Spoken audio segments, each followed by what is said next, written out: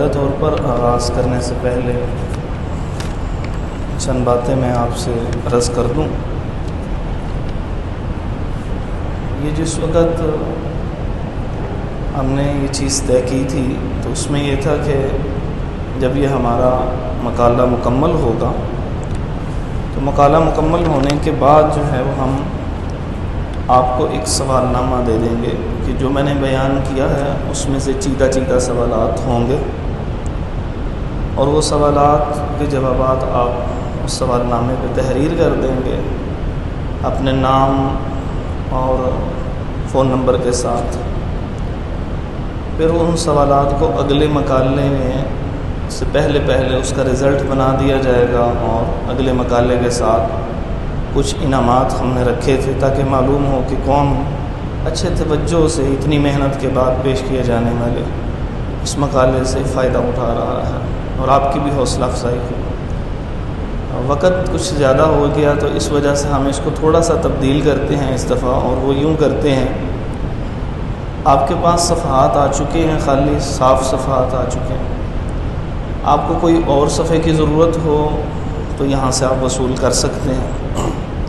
جو چیزیں میں ذکر کروں گا تو آپ میں سے جو منتہی کلاسوں کے طلباء ہیں ان چیزوں کو وہ نوٹ کرتے جائیں گے، اور جب وہ نوٹ مکمل کر لیں اور یہ مقالہ ختم ہو جائے گا انشاءاللہ تو آپ اپنے نام اور وہ فون نمبر جو آپ کا واٹس ایپ پہ چلتا ہے اس کے ساتھ آپ یہ جمع کروا دیں گے۔ اگلے مقالے کے آنے تک ہم اس کو دیکھ لیں گے کہ کس نے زیادہ اچھے طریقے سے ان چیزوں کو نوٹ کیا ہے، اور وہ جو آپ کا اختبار بعد کا تھا، امتحان بعد کا تھا، وہ یہی تصور ہو جائے گا۔ امتحان تصور یہی ہوتا ہے کہ بڑی کوئی مشکل سی چیز ہے، جیسے ایک ہمارے اوپر ایک کوئی عذاب تو نہیں کہنا چاہیے لیکن ایک نہایت مشکل امر کے طور پر مسلط ہو گیا، لیکن جب تک کہ امتحانات نہیں ہوتے اتنی دیر تک توجہ بھی نہیں ہوتی، اور اس میں آپ کا فائدہ ہے، یہ وہ جو مقالات کے عناوین چنے جا رہے ہیں وہ عصر حاضر میں اس کی شدید ضرورت ہے، تو لہذا توجہ سے ان چیزوں کو نوٹ کرتے جائیے۔ ان الحمد للہ نحمده ونستعینه ونستغفره ونعوذ باللہ من شرور انفسنا ومن سیئات اعمالنا، من يهده الله فلا مضل له ومن يضلل فلا هادي له، واشهد ان لا اله الا الله وحده لا شريك له، واشهد ان محمدا عبده ورسوله، اما بعد فان خير الحديث كتاب الله، وخير الهدي هدي محمد صلى الله عليه وسلم، وشر الامور محدثاتها، وكل محدثة بدعة، وكل بدعة ضلالة، وكل ضلالة في النار۔ فأعوذ بالله من الشيطان الرجيم، بسم الله الرحمن الرحيم، وَلِلَّهِ الْأَسْمَاءُ الْحُسْنَى فَادْعُوهُ بِهَا وَذَرُوا الَّذِينَ يُلْحِدُونَ فِي أَسْمَائِهِ سَيُجْزَوْنَ مَا كَانُوا يَعْمَلُونَ۔ رَبِّ اشْرَحْ لِي صَدْرِي وَيَسِّرْ لِي أَمْرِي وَاحْلُلْ عُقْدَةً مِّن لِّسَانِي يَفْقَهُوا قَوْلِي۔ اللهم تقبل منا صالح الأعمال وتجاوز عن سيئات أعمالنا۔ عزیز طلباء، اساتذہ کرام اور شیوخ اعظام، یہ ہمارا پہلا جو مقالہ ہے اس کا عنوان جو طے ہوا ہے وہ ہے الحاد، اس کی تاریخ اور الحاد پھیلانے والوں کے مغالطات، اور اس دور میں ہماری ذمہ داری ہے۔ مقالے کو ہم نے مختلف حصوں میں تقسیم کیا ہے۔ اس میں سب سے پہلے ہم اس کا معنی و مفہوم پہ بات کریں گے تاکہ معلوم ہو کہ الحاد کیا چیز ہے۔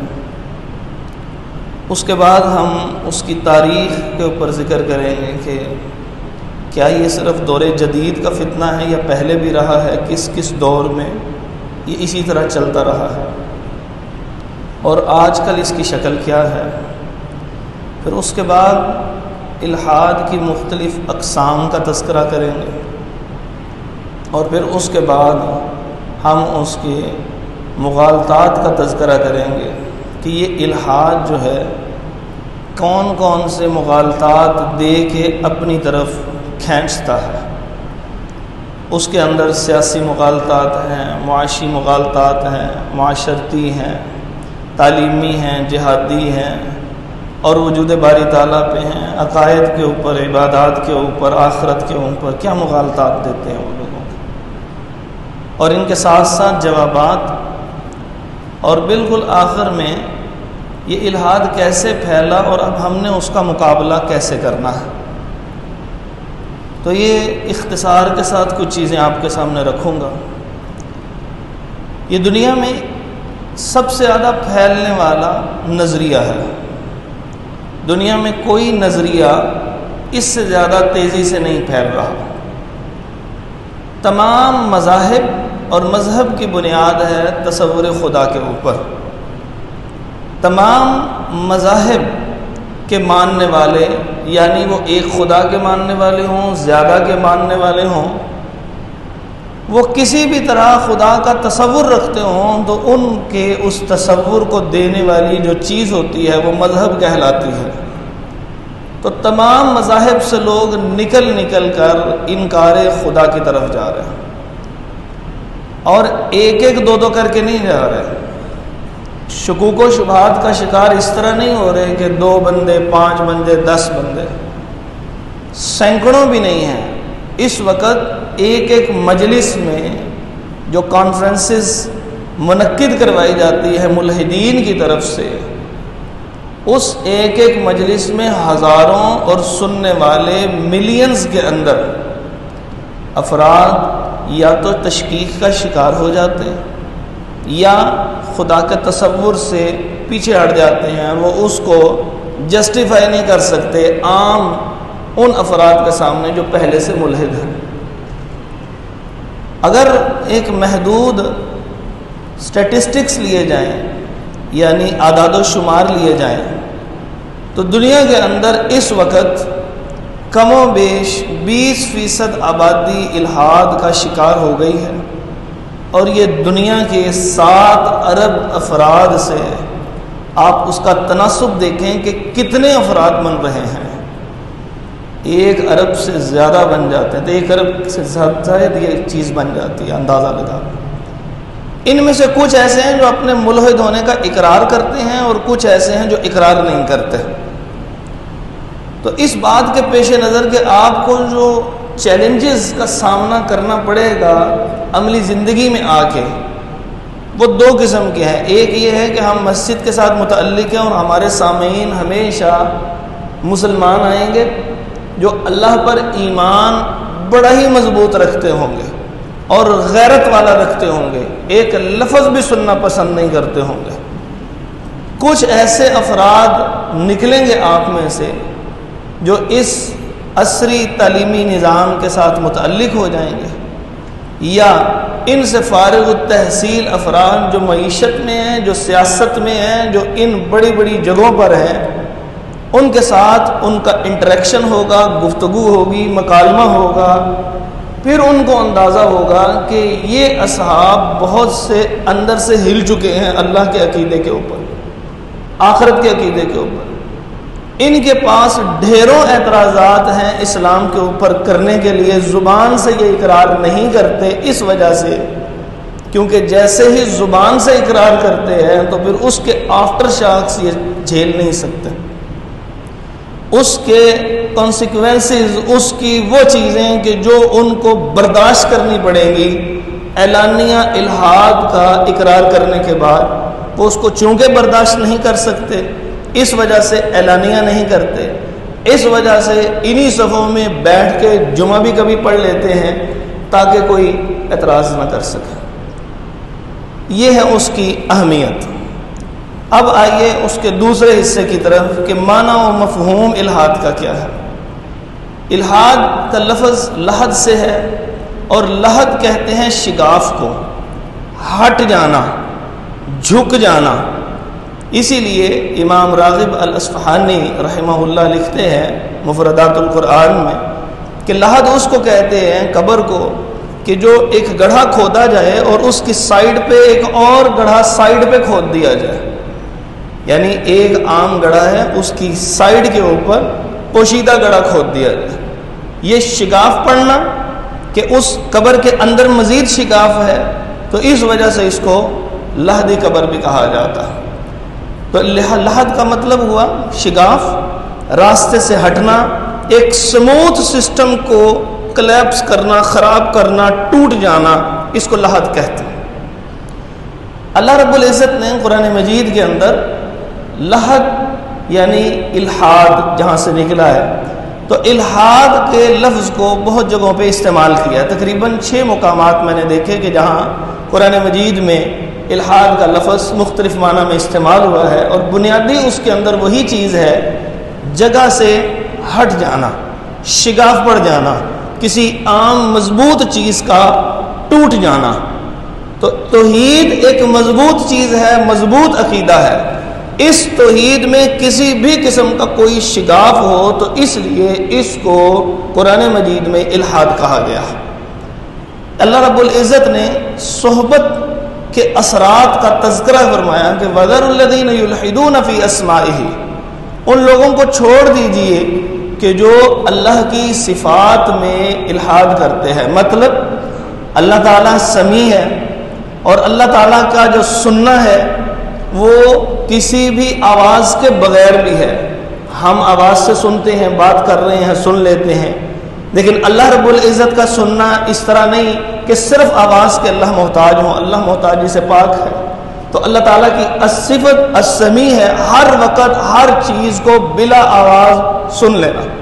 اب اس صفت کو جو تبدیل کرے گا، جو اس صفت کو اس انداز سے نہیں مانے گا جس انداز سے یہ صفت اپنا تقاضا کر رہی ہے، تو اس کو کہتے ہیں صفات میں الحاد۔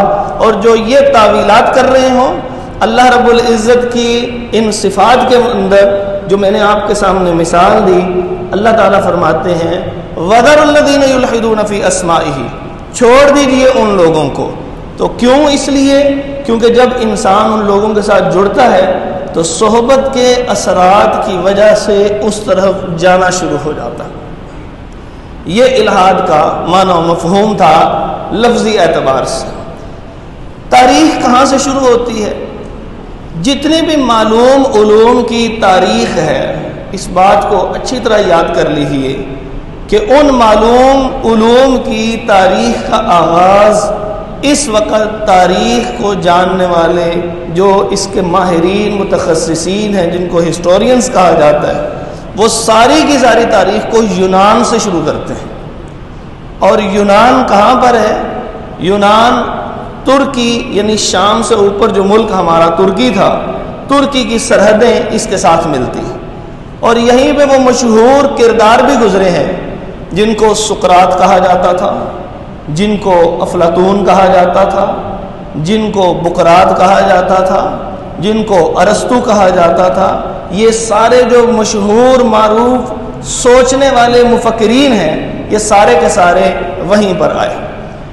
اور یہ پہلا وہ علاقہ تھا جو معلوم تاریخ، شاید کہ اس کے علاوہ تاریخ بھی ہوگی، لیکن معلوم تاریخ کی اصطلاح اس وقت بولتے ہیں کہ جو ہم تک پہنچی ہے تحقیق کے بعد۔ تو معلوم تاریخ کے اندر جب کبھی بھی کوئی ذہانت کا تذکرہ کیا جاتا ہے، اور آج تک اس کا فلو اسی طرح ہے، ذہین آدمی کو اور ہم افلاطون کہہ دیتے ہیں، سقراط کہتے ہیں، بقراط کہہ دیتے ہیں، ارسطو کہہ دیتے ہیں۔ کیوں؟ اس وجہ سے کہ اس جگہ کے اوپر سب سے زیادہ تفکر کرنے کی جنہوں نے عادت ڈالی وہ انہی 4 شخصیات نے ڈالی تھی۔ اس کے علاوہ ان کے شاگرد گزرے یا ان سے پہلے جو افراد گزرے جنہوں نے ان کو اس طرف لے کے آئے تھے، وہ افراد نامعلوم یا وہ اتنے مشہور نہیں ہو سکے۔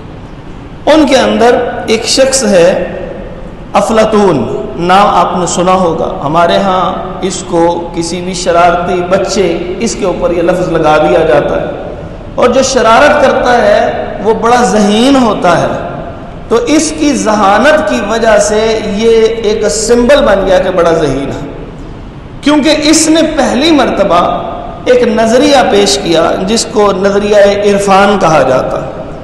اس نے نظریہ یہ پیش کیا کیونکہ انسان یہ سوچتا ہے کہ یہ کائنات کیوں وجود میں آئی، تو اس نے یہ نظریہ پیش کیا جو باطل نظریہ ہے اسلام کے مطابق، لیکن نظریہ بہرحال اس نے پیش کیا کہ کائنات دو چیزوں پر مشتمل ہے، ایک کائنات کا ظاہر ہے اور ایک کائنات کا باطن ہے.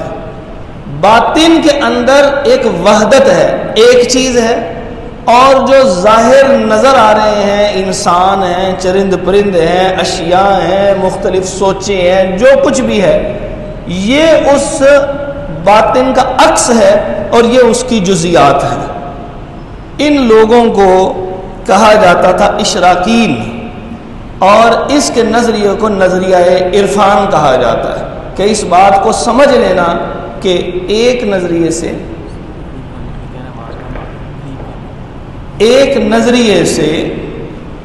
ایک چیز سے، ایک اصل سے، جس کو وہ مثال کہتے ہیں. یعنی اس نے ایک مثال دی، وہ کہتا ہے کہ ایک گھوڑا بنا ہوا ہے اس کے تصور میں ایک باطن کے اندر، وہاں سے اس کی ساری سپیشیز اس دنیا کے اندر ہیں جو اس کی شکلیں وجود میں ہیں. تو اسلام اس نظریے کو باطل کہتا ہے، یہ الگ بات ہے، لیکن ہم نے چونکہ اس کی تاریخ سمجھنی ہے تو تاریخ کے اعتبار سے یہ پہلا نظریہ جو ہے وہ الحاد کا ہے. کیوں؟ اس نے سمجھا کہ ایک اصل ہے اور اس اصل کے عکس ہر جگہ کے اوپر پڑ رہے ہیں، جبکہ اسلام یہ کہتا ہے اللہ اصل ہے اور اللہ خالق ہے، اللہ کا عکس یہاں پہ نہیں پڑ رہا بلکہ اللہ کی تخلیق ہیں یہ سب کے سب. تو لہٰذا یہ بھی الحاد تھا اور الحاد یہاں سے آغاز ہوا. اس کا ایک شاگرد ہوا جس کا نام تھا ارسطو.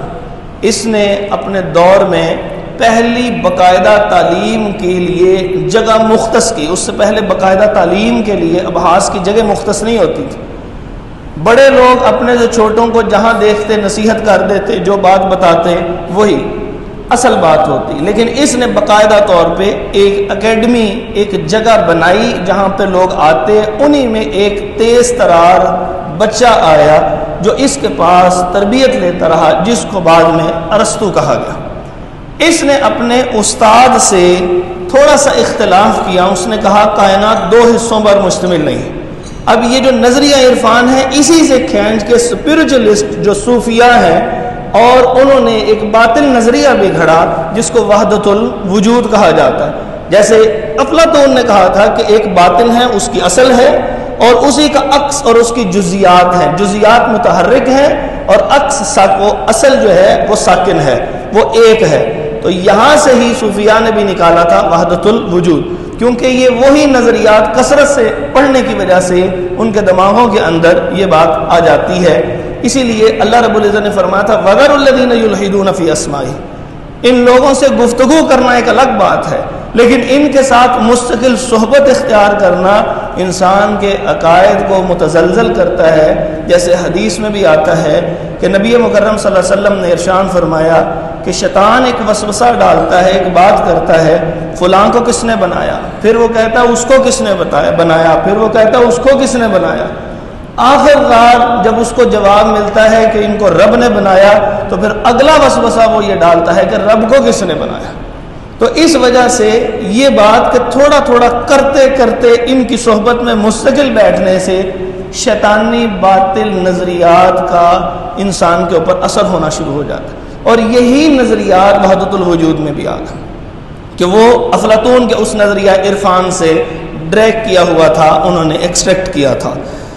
دوسرا نظریہ اس کے شاگرد نے پیش کیا، اور وہ شاگرد نے جو پیش کیا وہ کہنے لگا کہ ہر چیز کی اصل جو ہے وہ ایک ہے، اور وہ ایک وجود تھا، اس ایک وجود سے سب نکلے ہیں، وہ اپنا وجود اصل برقرار ہے اور اس وجود سے ہر چیز بنتی جا رہی ہے. اس کو نظریہ فیض کہتے ہیں. جیسے ایک کے اثرات دوسرے پہ پڑے تو کہتے ہیں یہاں سے فیض جاری ہوا. تو اسی سے وہ کہتے ہیں ایک وجود ہے. وہ کون سا وجود ہے وہ ہمیں معلوم نہیں. وہ کہتے ہیں کہ یہ وجود سے اگلے وجود میں آئے. ان کو مشائین کہا جاتا ہے تاریخ کے اندر. یہ نظریہ چلتا آیا. اب ان نظریات کے مقابلے میں کوئی اور نظریہ پیش نہیں ہوا. اور یہ نظریہ یونان سے نکل کے جہاں جہاں انسان سفر کرتا رہا وہاں وہاں جاتا رہا، اور وہاں کے لوگوں کو جب اس میں دلچسپی ہوئی تو ان لوگوں نے پھر انہی لوگوں کی معلومات اور ان کے شاگرد در شاگرد ان سے حاصل کی اور پختہ ہوتا چلے گا۔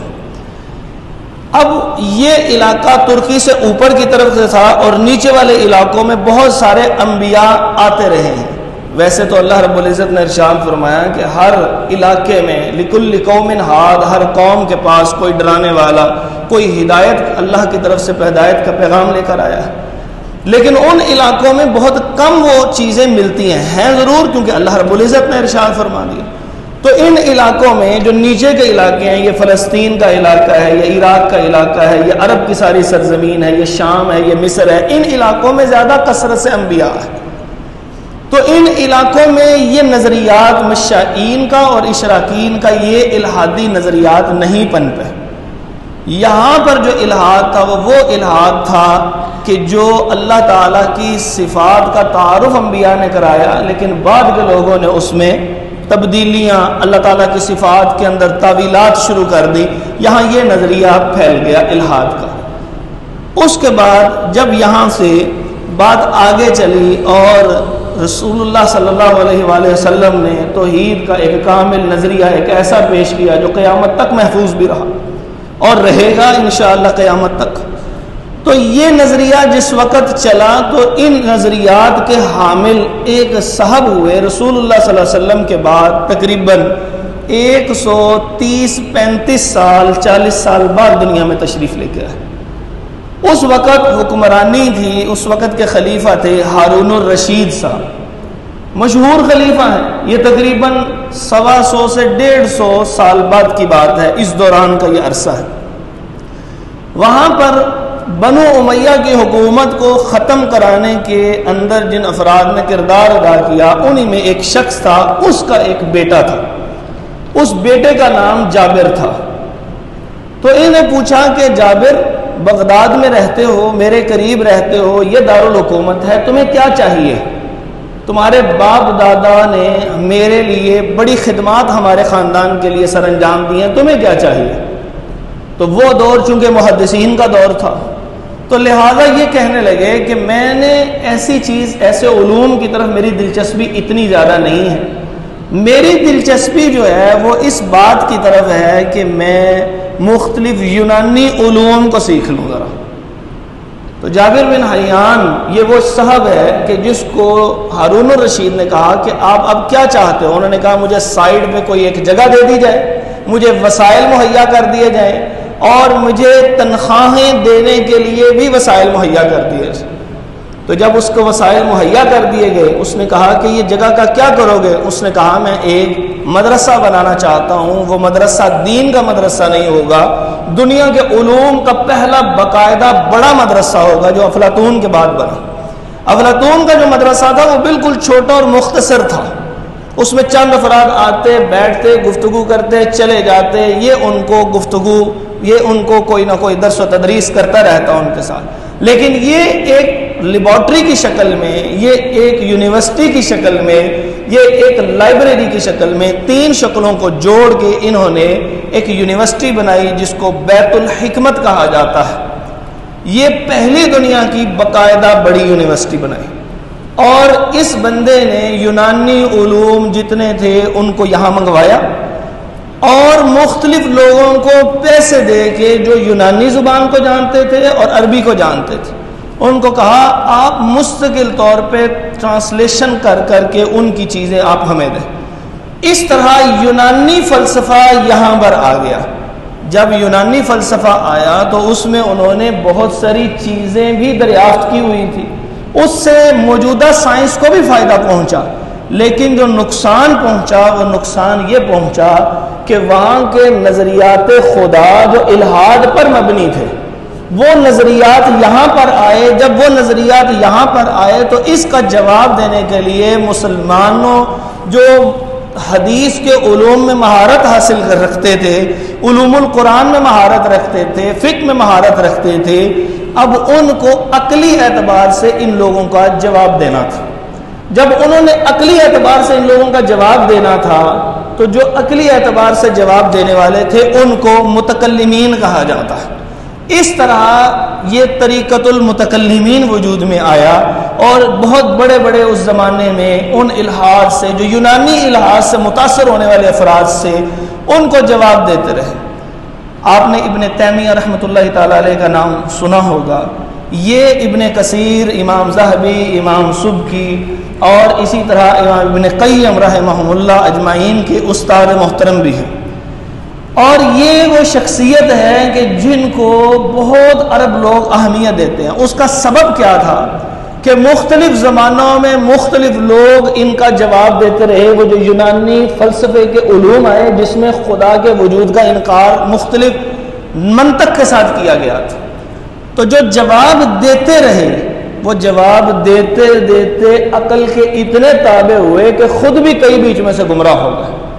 ابن تیمیہ رحمہ اللہ کا مقام یہ ہے کہ یہ ان کو جواب دیتے دیتے قرآن اور حدیث کی اصل اور توحید اور صفات کی اصل کے ساتھ جو اہل سنہ کا عقیدہ تھا وہ متمسک رہے، اور اس کا جواب بھی دیتے رہے اور خود گمراہ نہ ہوئے۔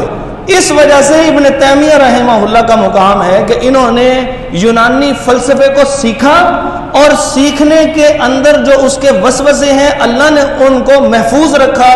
بہت سارے لوگوں نے سیکھنے کے بعد کئی حصوں کا جواب دیا، لیکن کئی حصوں میں وہ خود گمراہ ہوئے، لیکن انہوں نے جو سیکھا جواب بھی دیا، اور اللہ نے ان کو گمراہی سے بھی بچایا۔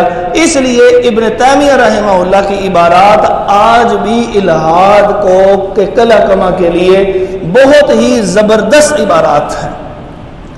یہ سلسلہ چلتا رہا، مسلمان ترقی کرتے رہے، سائنس کی برانچز وجود میں آتی رہی، مسلمان اتنے بڑے سائنٹسٹ پیدا ہوئے کہ جنہوں نے انسانی آنکھ، سرجری، آپریشنز، مختلف چیزیں، ادویات سازی، ان چیزوں میں خوب ترقی کی۔ اور اس زمانے کے اندر یورپ کے اندر لوگوں کو پڑھنے کے اوپر قتل کر دیا جاتا تھا۔ لوگوں کو مذہب کے ماننے والوں نے اپنا غلام بنایا ہوا تھا، اپنی مرضی کے علاوہ ان کو کوئی کام نہیں کرنے دیتے تھے۔ یوں سمجھ لیجئے کہ یورپ میں کلیسا کا وہی کردار تھا جو برہمنوں نے اپنا کردار ہندو مذہب میں رکھا ہوا تھا، بالکل وہی کیفیت تھی ان لوگوں کی۔ اگر ان کے خلاف کوئی بولتا، حکمران وقت بھی بولتا، تو یہ ایک فتویٰ جاری کر دیتے کہ یہ حکمران خراب ہو گیا ہے، بے دین ہو گیا ہے، اس کو قتل کرنے سے جنت اللہ آپ کو عطا کرے گا، اور لوگ اٹھتے جوک در جوک اور اس حکمران کا بھی صفایا کر دیتے۔ اس وجہ سے کلیسا کی حکمرانی ظاہری طور پہ نہیں تھی، لیکن کلیسا کی حکمرانی بادشاہ پہ تھی، یعنی قوانین کلیسا بناتا تھا اور حکمرانی عام حکمران کرتے تھے۔ جس وقت سقوط بغداد ہوا، منگول قوم آئی، اس نے تہس نہس کیا بغداد، جو ہمارا ایک بہت ہی عظیم سرمایہ تھا، وہ علاقہ کہ جہاں پر علوم و فنون کے لیے وہ بیت الحکمت بنا تھا، جہاں سے آج کل کی سائنس کی ساری برانچز پھوٹی ہیں، وہ سارے کی سارے انہوں نے تہ و تیہ کر دیا۔ وہاں سے کتابیں اٹھائیں اور دریا میں پھینک دی۔ سردیوں میں ان کتابوں کو جلا کے وہ سیک لیا کرتے، سردی کی شدت کو کم کیا کرتے۔ ان علوم پہ مشتمل کتابوں کو اٹھایا اور ردی کی ٹوکری کی مانند اٹھا کے اپنے علاقوں میں بھجوا دی۔ اب جب وہاں پہ کتابیں پہنچی تو وہ ان مسلمانوں کے علوم کی کتابوں کو دیکھنا جب انہوں نے شروع کیا تو وہ حیرت زدہ رہ گئے۔ وہ کہنے لگے کہ یہ کیا کیا چیزیں ایجاد ہو چکی ہیں۔ جیسے ابن الہیثم کی کتاب المناظر ہے، انہوں نے آنکھ کے اوپر ایک کتاب لکھی تھی اس زمانے میں، جس میں 300 سال تک کوئی اضافہ نہ کیا جا سکا، اس قدر گہرائی سے انہوں نے آنکھ کا مطالعہ کیا۔ قرآن مجید میں ہے وَفِي أَنفُسِكُمْ أَفَلَا تُبْصِرُونَ، کیا تم اپنے آپ میں نہیں دیکھتے؟ تو یہ قرآن مجید نے اشارہ کیا کہ ان چیزوں پہ غور و خوض کرو، تو انہوں نے غور و خوض کیا، توحید کو تھامے رکھا، لیکن ان چیزوں پہ بھی غور و خوض کیا، بہت ساری چیزیں دریافت کی۔ تو یہ چیزیں جب ان تک پہنچی، اسی طرح الشفاء، القانون، الکتاب المناظر، اس طرح التصریف لمن عجز عن التالیف، یہ کتابیں وہاں پر پہنچی، وہ دیکھ کے حیران ہو گئے۔ وہ کلیسا ان کو پڑھنے نہ دیتا اور چوری چھپے کچھ افراد نے ان کو پڑھنا شروع کر دیا اور پڑھانا شروع کر دیا۔ جب وہ پڑھنا اور پڑھانا شروع کیا تو ان کے اندر یہ احساس پیدا ہوا کہ جو کلیسائی تعلیمات ہیں، جن کو خدائی تعلیمات کہا جاتا ہے، یہ نہایت اہم نقطہ ہے، ذرا سمجھیے گا، جو کلیسائی تعلیمات تھے جن کو خدائی تعلیمات کہا جاتا تھا، کیونکہ وہ کہتے تھے یہ تورات میں آئی ہیں، وہ کہتے تھے یہ انجیل میں ہے، وہ کہتے تھے یہ دیگر صحف سماویہ میں ہے، لیکن حقیقت میں اس میں انسانی تدخل موجود تھا، انسانی اضافے موجود تھے۔ جیسے قرآن نے بھی کہا یہ اپنے ہاتھوں سے لکھتے تھے، یحرفون الکلم عن مواضعہ، اس کا معنی بھی تبدیل کر دیتے تھے۔ جب انہوں نے معنی تبدیل کیا، اصل زبان سے ترجمہ کیا تو اپنی مرضی کی چیزیں بھی شامل کرنی شروع کر دیں۔ تو وہ اس کو خدائی تعلیمات کہتے تھے، لیکن حقیقت میں وہ انسانی تداخل کا مجموعہ تھا۔ یعنی تورات اصل تورات نہیں تھی، زبور اصل زبور نہ رہی، باقی جو صحف سماویہ کے متعلق کلیم کیا جاتا ہے کہ یہ اللہ تعالیٰ کی طرف سے ہیں، وہ اصل نہ رہی۔ انجیل کی 4 اناجیل بن گئی، بلکہ 5 اناجیل بن گئیں، اور وہ بھی انسانی اضافوں کے ساتھ ہو گئی، لیکن کہا گیا کہ یہ خدائی تعلیمات ہے۔ جب خدائی تعلیمات کا نام آتا ہے تو لوگ ان کے اوپر گفتگو نہیں کرتے، جب انسانی تعلیمات کی بات آتی ہے تو اس کو آپ غلط بھی کہہ سکتے ہیں اور اس کو صحیح بھی کہہ سکتے ہیں، یعنی اس کا احقاق یا اس کا ابطال دونوں آپ کا حق ہے، وہ کر سکتے ہیں دلائل کی روشنی میں، لیکن اللہ تعالیٰ کے احکامات کے اوپر انسان کو حق نہیں ہے کہ وہ انگلی اٹھائے۔ اب یہاں پر انہوں نے سائنس کے اکتشافات پڑھنے شروع کیے، سائنس کے جو انہوں نے معلومات، سائنسی معلومات تھی وہ پڑھنی شروع کی۔ یہاں سے وہ تورات، زبور، انجیل اور باقی کتب کو جب موازنہ کرتے تو سائنسی معلومات ان کو غلط ٹھہراتے۔ جب سائنسی معلومات غلط ٹھہراتی تو وہ کہتے کہ یہ آپ نے کچھ اضافہ تو نہیں کیا، تو کلیسا کے جو بڑے افراد تھے وہ کہتے کوئی اضافہ نہیں ہے اور یہ اللہ تعالیٰ کی طرف سے ہے، اور تم خدا کی تعلیمات کے اوپر اعتراض کرتے ہو۔ حالانکہ وہ خدا کی تعلیمات پر اعتراض نہیں تھا، بلکہ کس تعلیم پر اعتراض تھا؟ انسانی اضافوں کے اوپر اعتراض تھا۔ اللہ رب العزت نے نہ تورات کے اندر کوئی غلط بات کی، نہ زبور میں کی، نہ انجیل میں کی، اور کسی بھی پہلے صحیفے میں کوئی غلط، کیونکہ اللہ کی طرف سے تھی تو وہ غلط بات سے بالکل پاک تھی۔ اب انہوں نے اس کو اپنے اضافوں کو سائنس کے مقابل میں لا کے کہا کہ یہ اضافہ صحیح ہے، تم نے خدا کے بارے میں کلام کیا ہے، تمہیں زندہ رہنے کا حق نہیں، اور انہوں نے بے دریغ انسانوں کو جو سائنس کے علوم حاصل کرنے لگے یورپ میں قتل کرنا شروع کر دیا۔ اب جب وہ کثرت سے قتل کرتے، وہ کیسے قتل کرواتے؟ وہ بادشاہ کو اپنے ماتحت لے کے آتے کہ اگر تم نے ان بندوں کو نہ روکا، ان کو قتل نہ کیا، ان کو سزائیں نہ دی، کہ جو سائنسی علوم جو مسلمانوں کے ہیں وہ پڑھ پڑھ کے تورات انجیل کو غلط ٹھہرا رہے ہیں، تو پھر یاد رکھو ہم تمہارے خلاف فتویٰ دے دیں گے۔ اس فتوے سے بچنے کے لیے انہوں نے، حکمرانوں نے، ان افراد کو جو سائنسی علوم حاصل کر رہے تھے ان کو قتل شروع کر دیا۔ اب آہستہ آہستہ عوام میں شعور بیدار ہوا۔ اسی شعور بیدار ہونے کے اوپر وہ اس قدر کثرت سے ہو گئے کہ انہوں نے حکمرانوں کو یقین دلایا کہ اگر آپ ہمارے ساتھ ہو جائیں، ان کلیسائی مذہبی پیشواؤں کو چھوڑ دیجئے تو یہ آپ کو کچھ نہیں کر سکتا۔ ہم ان کے ساتھ نہیں ہیں، ہم 50% سے زائد ہو چکے ہیں۔ تو حکمران ہمیشہ کثرت کے ساتھ ہوتا، کیونکہ اس کو حکمرانی کرنی ہوتی، تو لہذا اس نے کلیسائی پیشواؤں کو چھوڑ دیا اور جو سائنس کے علوم پڑھنے والے اس زمانے کے لوگ تھے ان کو پکڑ لیا، اور اسی وجہ سے وہاں پر ایک نظریہ وجود میں آیا کہ انہوں نے متنفر ہو کے کہا کہ خدا ہے ہی نہیں۔ تو یورپ میں الحاد کی تاریخ اس طرح پڑتی ہے، جدید الحاد کی، کہ وہ نفرت میں انہوں نے کہا، کیونکہ جس کے بڑے اساتذہ، بڑے افراد کو صرف یہ کہنے کی وجہ سے کہ سائنس یہ کہتی ہے اور تمہارے انسانی اضافے غلط ہیں، جب اس کو قتل کیا جائے گا تو نفرت پیدا ہوگی، جب نفرت پیدا ہوگی تو اپنے شاگردوں میں نفرت پروان چڑھائے گا، تو وہ کثرت سے نفرت کرنے والے ہو گئے، مذہب سے اور مذہب سے دور ہو گئے۔ تو لہٰذا اس وقت جدید الحاد، جس کو الحاد مطلق کہتے ہیں، اس کی بنیاد پڑی۔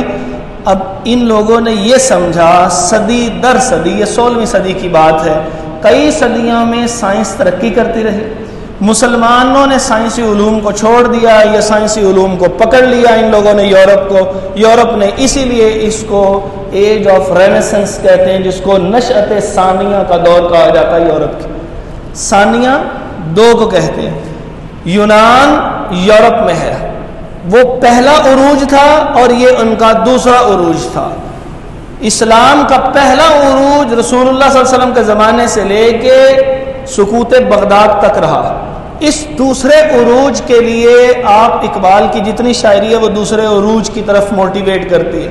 تھے تو وہ آبا تمہارے ہی، مگر تم کیا ہو، ہاتھ پر ہاتھ دھرے منتظر فردا ہو۔ وہ کہتے ہیں یورپ نے اپنے اس یونانی عروج کو دوبارہ لے کر آئے، تمہارا عروج ان سے اچھا تھا، وہ پہلے بھی ملحد تھے، بعد میں بھی ملحد ہوئے، تم پہلے بھی توحید والے تھے، اپنی اس توحید کی بنیاد پہ تم اوپر جاؤ گے تو سب سے اوپر چلے جاؤ گے۔ اللہ تعالیٰ مسلمانوں کو یہ عروج پھر عطا فرما دے۔ یہ تھی اس کی تاریخ کہ کس انداز میں یونان میں دو فلسفے ترقی کیے، حضور صلی اللہ علیہ وسلم کے زمانے میں متکلمین کیسے وجود میں آئے، اس کے بعد یورپ کے اندر الحاد کیسے پھیلا، وہ ایک ریونج تھا، وہ ایک نفرت تھی کہ ہم نے ان مذہبی پیشواؤں سے آزاد ہونا۔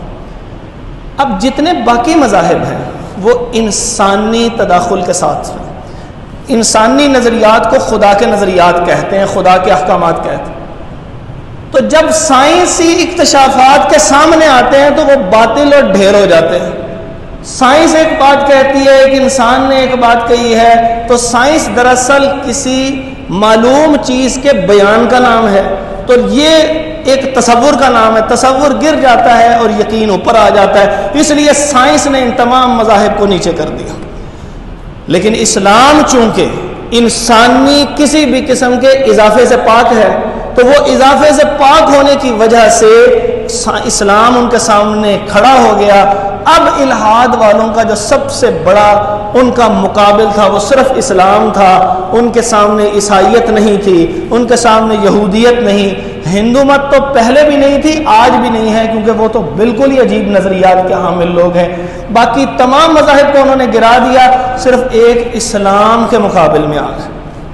یہ اس کی تاریخ ہے۔ اسی لیے آج الحاد، ملحدین، ایتھیسٹ جن کو کہا جاتا ہے، جتنے اعتراض کرتے ہیں وہ کوئی عیسائیت پہ نہیں کرتا، وہ کوئی یہودیت پہ اعتراض نہیں کر رہا، وہ کوئی کسی اور مذہب پہ اعتراض نہیں کرتا، وہ آ جا کے اعتراض کرتے ہیں تو صرف اور صرف اسلام پر اعتراض کرتے ہیں، کیونکہ ان کو پتہ ہے کہ ایک اسلام ہی ان کے مقابل ہے، باقی سارے کے سارے چونکہ انسانی نظریات ہیں، انسانی نظریات تصورات پہ مبنی ہے، یہ حقائق پہ مبنی ہے، اس حقیقت سے ہم اس تصور کو گرا کے خاک کر دیں گے۔ لیکن اسلام چونکہ اللہ کی وحی کے احکامات پر مبنی ہے تو وہ کبھی غلط ہو نہیں سکتا، لہذا اسلام کو اپنا سب سے بڑا دشمن سمجھتے ہوئے استہزاء بھی کرتے ہیں، تمسخر بھی اڑاتے ہیں اور اسلام کے احکامات پر اعتراض بھی کرتے ہیں۔ ان اعتراضات کی طرف جانے اور ان کے جوابات پہ جانے کی سے پہلے 4-5 اقسام ہیں ملحدین کی، جو اس وقت کے ملحدین ہیں ان کا تذکرہ کر دیتا ہوں۔ پہلی قسم جو ہے الحاد مطلق، اس کو کہتے ہیں کہ وہ ایتھیسٹ کہ جو بالکل خدا کے وجود کے منکر ہیں، کہتے ہیں دنیا میں کوئی خدا نہیں ہے، یعنی ایسا تصور، ایسی ہستی نہیں ہے، کوئی سپر نیچرل بینگ نہیں ہے کہ جس نے یہ سب کچھ بنایا ہو، یہ سب کچھ خود بخود وجود میں آیا ہے، خود بخود نظام چل رہا ہے، اور اس نظام کو چلنے کے لیے کچھ قوانین کی ضرورت ہے، جس کو وہ لاز آف نیچر کہتے ہیں، قوانین فطرت کہتے ہیں، وہ کہتے ہیں اسی کے مطابق چل رہا ہے۔ کئی مسلمان اس کا شکار ہو گئے، خدا کو مانتے ہیں لیکن اس کے بعد وہ کہنے لگے کہ خدا نے سب کچھ تخلیق کر کے ہر چیز چھوڑ دی ہے اور اب خدا نعوذ باللہ من ذالک معطل ہو گیا ہے، لا تعلق ہو گیا۔ یہ ملحدین کی دوسری قسم ہے، اور اس قسم کو کہا جاتا ہے ڈی ازم، کہ خدا نے تخلیق تو کی لیکن اس کے بعد ایک نظام بنا کے وہ لا تعلق ہو گیا۔ تو دوسری قسم، پہلے الحاد مطلق ہے، دوسری ڈی ازم ہے، تیسری قسم ہے لا ادریہ کی۔ لا ادریہ وہ کہتے ہیں کہ خدا کے وجود کے اوپر مذہب جتنی دلائل، جتنی چیزیں شواہد پیش کرتا ہے، وہ خدا کے وجود کو ثابت کرنے کے لیے ان کے بقول ناکافی ہے۔ لہٰذا وہ لوگ یہ کہتے ہیں کہ ہم نہ خدا کو مانتے ہیں نہ ہم خدا کا انکار کرتے ہیں، تو ہم بین ہیں، لا ادریت اس کو کہتے ہیں کہ ہمیں علم نہیں ہے کہ ہے یا نہیں ہے۔ وہ اپنے آپ کو ایتھیسٹ نہیں کہتے، آپ ان کو کبھی بھی ان سے کبھی ملاقات ہو تو وہ کبھی بھی نہیں کہیں گے کہ ہم جو ہے الحاد مطلق کے قائل ہیں۔ مشہور فیس بک کے اوپر آنے والا مبشر زیدی نام کا آدمی جو ملحد ہے، بڑا مشہور ملحد ہے، اس کے نظریات بالکل لا ادریہ ایگنوسٹسزم کے اوپر مبنی ہے۔ یہ ایگنوسٹک کہلاتے ہیں، لا ادریہ۔ اس کے بعد یہ تین بڑی اقسام کے بعد کچھ ایسے ہیں جنہوں نے خدا کو مانا کہ خدا ہے، لیکن ان کا اپنے ذہن کا ایک تصور ہے۔ یہ اسپرچولیسٹ کہلاتے ہیں، روحانیت زدہ لوگ۔ ہمارے صوفیہ میں سے بہت سارے ایسے افراد، انہوں نے اسی سے یہ نظریات لیے، اپنے پاس سے انہوں نے خدا کا ایک تصور گھڑ لیا، خدا کی صفات، عبادات کے اپنے طریقے گھڑ لیے۔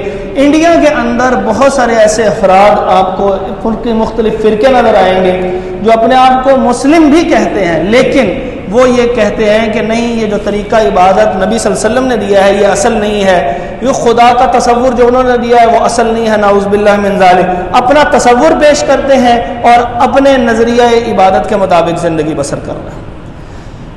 پانچویں افراد ریشنلسٹ کہلاتے ہیں، ان کو عقلیت پسند طبقہ کہا جاتا ہے۔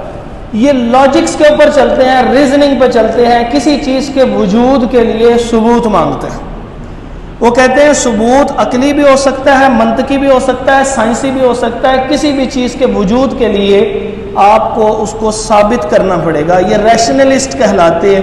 دنیا کے اندر جو سب سے زیادہ ملحد ہیں وہ یہ ریشنلسٹ ہیں، اور یہ کہتے ہیں دنیا کا کوئی مذہب نہیں ہے، جتنی چیزیں ہیں اس میں انسانیت اصل ہے۔ اگر آپ نے کوئی خدمت کرنی، آپ کو جتنے بڑے بڑے سیلیبریٹیز نظر آئیں، ان کے انٹرویوز کبھی کسی وقت اس موضوع کو دیکھتے ہوئے آپ کی نظر سے گزریں، وہ ایک ہی جملہ کہتے ہیں، وہ کہتے ہیں مذہب کوئی چیز نہیں، انسانیت سب سے بڑا مذہب ہے۔ یہ آپ نے کئی لوگوں کے منہ سے سنا ہو۔ یہ لوگ ریشنلسٹ ہیں، عقلیت پسند، ریزننگ کے پیچھے چلنے والے، مذہب پر بالکل اعتماد نہیں کرتے، خدا کے وجود کو بالکل نہیں مانتے، بلکہ کسی بھی بات کو ماننے کے لیے یہ کہتے ہیں ہمیں عقلی یا سائنسی تاریخی کوئی دلیل پیش کرو جو ہمیں اپیل کرے اور ہم اس کو مان لیں۔ یہ 5 اقسام ہیں، 3 بنیادی، الحاد مطلق، ملحد مطلق جن کو ایتھیسٹ کہا جاتا ہے، دوسرے ڈیئزم، اور تیسرے لا ادریہ یعنی ایگنوسٹک، اور یعنی جو کہتے ہیں کہ خدا ہے یا نہیں ہے اس کے بارے میں ہم خاموش ہیں، ہمیں علم نہیں۔ ان 3 کے بعد اگلے ہیں جن کو اسپرچولیسٹ، جن کو روحانیت زدہ لوگ کہتے ہیں، اور 5ویں وہ لوگ کہ جو عقلیت پسند، ریشنلسٹ، یعنی وہ افراد کے جو عقل و منطق کے تابع کسی چیز کو مانتے ہیں۔ اب آ جائیے ان کے مغالطات اور اعتراضات کی طرف۔ مغالطات اور اعتراضات کیا ہیں؟ ان کا سب سے بڑا مغالطہ یہ ہے، کہتے ہیں کہ خدا کو ثابت کرنے کے لیے خدا کا وجود ہم نے دیکھا ہوگا تو ہم ثابت کریں گے کہ خدا ہے۔ اب وہ ہم سے یہ سوال، میں نے آپ سے پہلے عرض کیا کہ ان کا مقابلہ بالکل بھی کرسچینٹی کے ساتھ نہیں ہے، جوسزم کے ساتھ نہیں ہے، یہودیت کے ساتھ ان کا کوئی مقابل نہیں ہے۔ کیوں؟ اس وجہ سے کہ ان 2 بڑے مذاہب اور باقی دیگر بڑے مذاہب نے ایک نظریہ لے لیا ہے، اور وہ نظریہ یہ ہے کہ ہم اپنی یا تو خدا کا انکار کر دیں یا اپنی عبادت تک خدا کے تصور کو محدود کر لیں، اور باقی تمام سیاسی، معاشی، معاشرتی، تعلیمی، ہر قسم کی سرگرمی میں ہم اپنے اجتماعی فیصلے میں آزاد ہوں گے، خدا کی ہستی ہمیں حکم نہیں دے سکتی۔ اس نظریے کو کہتے ہیں سیکولرزم۔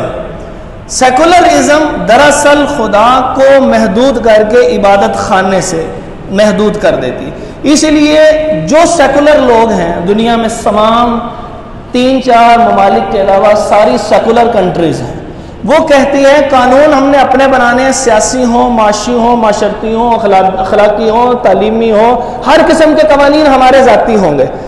ہم تمہیں عبادت سے نہیں روکیں گے۔ اس لیے آج بھی دیکھ لیجئے، امریکہ ایک سیکولر کنٹری ہے، تو وہاں پہ ان کی عبادت خانے ہم سے زیادہ مضبوط اور خوبصورت ہیں، بلکہ وہ کمیونٹی سینٹر ہے۔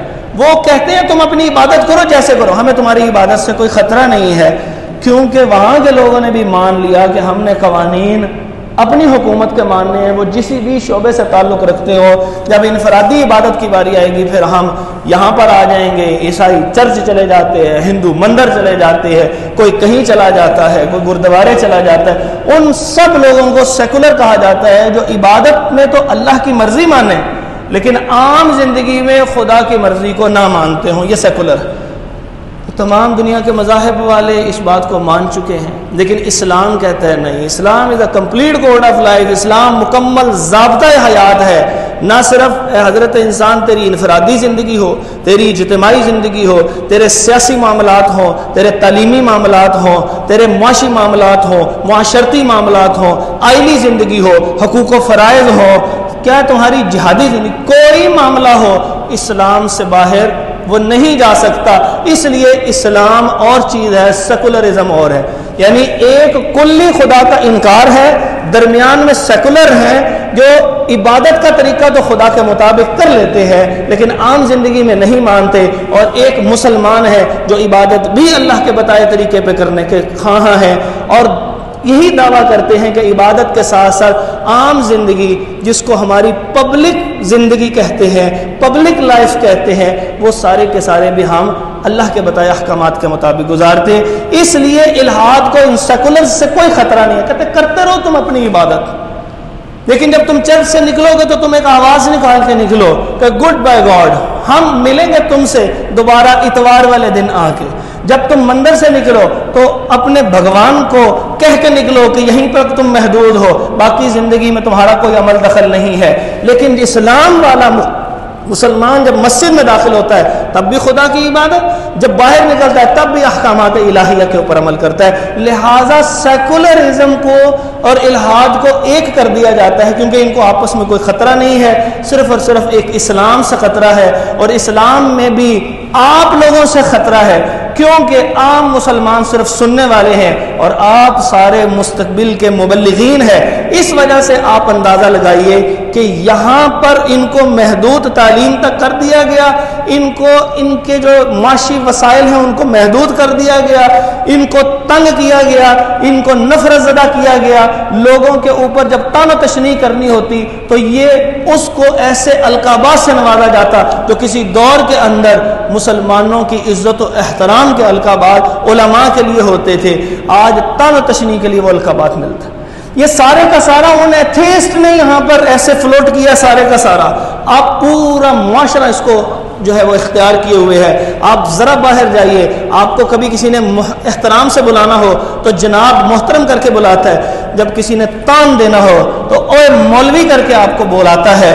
اس کا مطلب یہ ہے کہ یہ نفرت آپ سے اس لیے ہے کہ آپ وہ واحد آخری دنیا کے اسباب میں وہ روشنی کا دیا رہ گئے ہیں جس کو وہ بجھانا چاہتے ہیں۔ ان مدارس کو، ان اہل مدارس کو، ان طلباء کو کہ جو اس الحاد کے خلاف کھڑے ہوں گے، جو ایک اللہ کی توحید کے اوپر لے کے آئیں گے، جو سیکولرزم کے خلاف ہوں گے، جو کہیں گے خدا مسجد میں بھی ہے اور اللہ کے احکامات عام زندگی میں بھی ہے، میری تنہائی میں، میری اجتماعی زندگی میں، میری ظاہری زندگی میں، میرے باطنی افکار میں وہ صرف اور صرف اللہ کے احکامات چلیں گے، اس وجہ سے وہ آپ کے خلاف ہے۔